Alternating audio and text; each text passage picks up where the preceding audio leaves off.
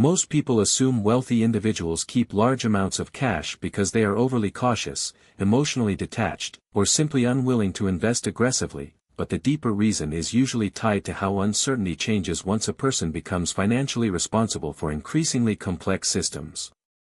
At lower income levels, money is often viewed through the lens of accumulation, where the objective is to grow savings as quickly as possible and avoid obvious financial mistakes.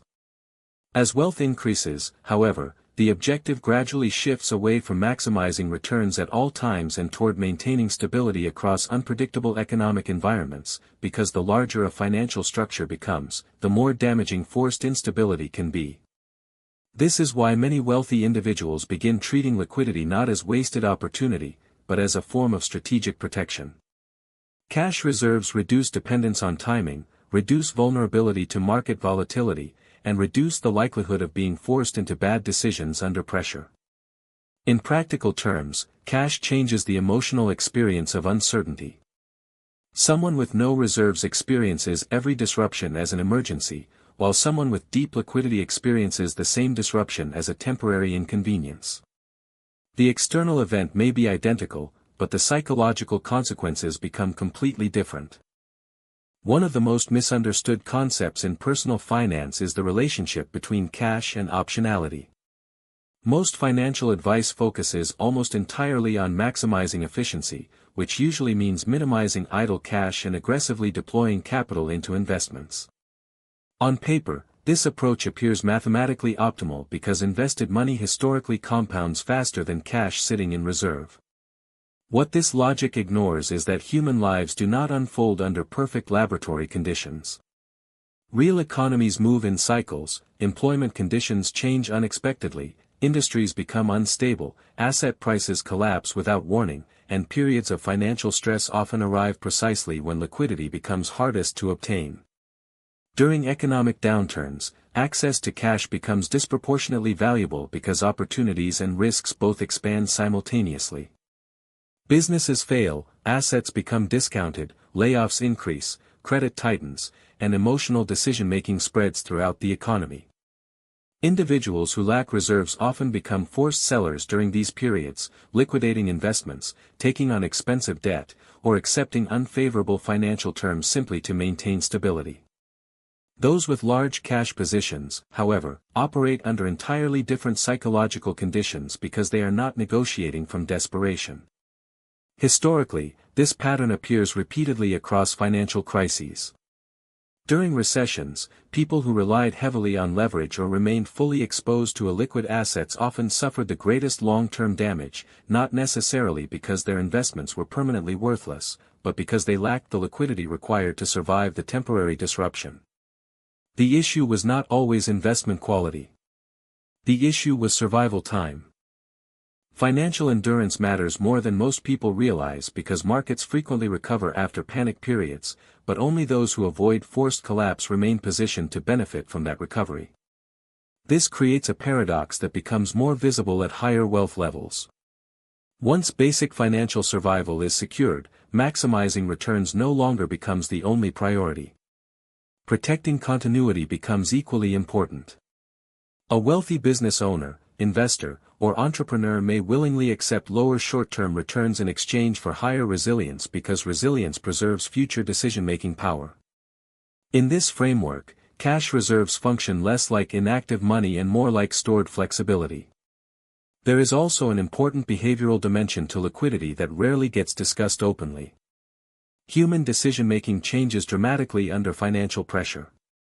Scarcity narrows attention, increases emotional volatility, shortens planning horizons, and pushes people toward reactive behavior. When individuals feel financially cornered, they become more vulnerable to impulsive risk-taking, panic selling, and short-term thinking. Large cash reserves reduce this cognitive pressure. They create psychological distance between a person and immediate economic threats, which often improves decision quality over long periods of time. This explains why some wealthy individuals maintain reserves even during strong markets when holding cash appears inefficient. They are not necessarily trying to maximize every percentage point of return. Instead, they are preserving emotional and strategic stability. In many cases, avoiding catastrophic decision-making matters more than squeezing out marginal gains. There is also a systemic reason cash becomes more valuable as wealth grows. Financial systems reward liquidity during moments of disruption. When markets decline sharply, buyers with available capital gain disproportionate negotiating power because sellers become increasingly desperate for immediate funds. This dynamic appears in real estate, businesses, public markets, and even labor markets. Liquidity transforms from passive safety into active leverage. The mathematics behind this are subtle but powerful. A person who remains fully invested at all times may theoretically achieve higher average returns during stable periods, but a person with reserves can exploit periods of dislocation that others cannot survive. Over long enough time frames, avoiding major losses and maintaining the ability to act during crises can outweigh slightly lower performance during normal conditions.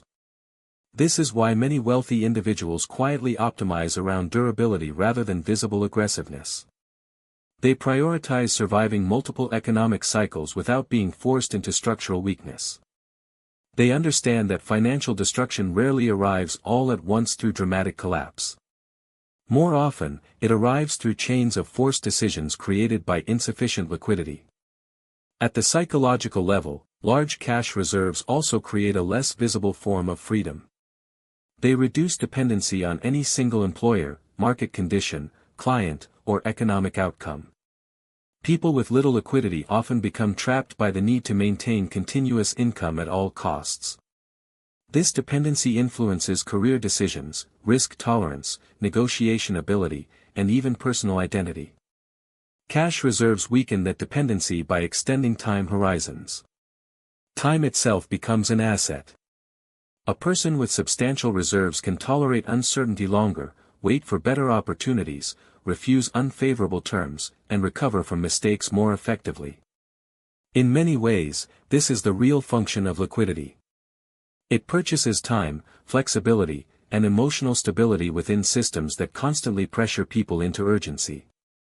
This also explains why wealthy individuals frequently appear conservative with liquidity even when they continue investing aggressively elsewhere. Their cash position is not necessarily evidence of fear.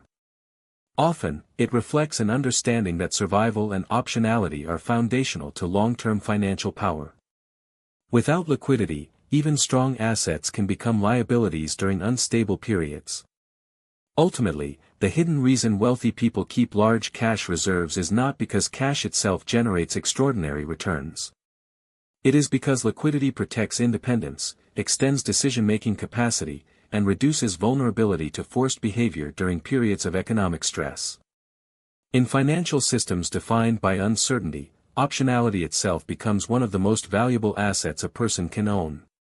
And this is where the entire psychology of wealth begins to separate from the psychology of income. Most people are trained to think about money primarily through accumulation, where success means earning more, investing more, and constantly pushing toward larger visible numbers. But many wealthy individuals eventually begin optimizing for something far less visible and far more powerful: resilience. They recognize that the ability to remain calm during instability often creates more long-term financial advantage than maximizing performance during stable periods. In modern economies, volatility is no longer rare. Industries shift rapidly, technological change accelerates faster than institutions can adapt, markets react instantly to fear, and entire sectors can transform within a few years. Under these conditions, liquidity becomes more than protection against emergencies. It becomes a buffer against systemic unpredictability itself. Cash reserves allow individuals to absorb shocks without immediately restructuring their lives, selling long-term assets, or compromising future positioning. This also creates an important identity shift that most people never notice. Individuals operating without financial buffers are often forced to organize their lives around immediate survival requirements. Decisions become compressed into short-term timelines because financial pressure removes the ability to wait. But liquidity changes the relationship between time and decision-making. It allows a person to think in years instead of weeks, cycles instead of moments, and long-term positioning instead of immediate relief. That shift quietly affects everything. It changes negotiation behavior because desperation weakens leverage. It changes investment behavior because patience becomes financially sustainable. It changes career behavior because dependence decreases. Even psychologically, people with sufficient reserves often experience uncertainty differently because uncertainty no longer threatens immediate collapse. This is why many wealthy individuals appear less reactive during economic fear cycles. They are not necessarily smarter, luckier, or emotionally immune to uncertainty. They simply built enough liquidity to prevent volatility from controlling their decisions. Their reserves buy them emotional space, and emotional space often produces clearer thinking. Over very long periods of time, this becomes one of the least visible but most important forms of financial compounding. Not just the compounding of capital, but the compounding of stability, patience, flexibility, and strategic positioning. The people who avoid being forced into bad decisions repeatedly gain advantages that are difficult to measure in spreadsheets but enormous across decades. In the end, large cash reserves are not really about hoarding money. They are about protecting autonomy inside systems designed around pressure, urgency, and unpredictability. And once viewed through that lens, liquidity stops looking passive. It starts looking like one of the most quietly powerful forms of financial control that exists.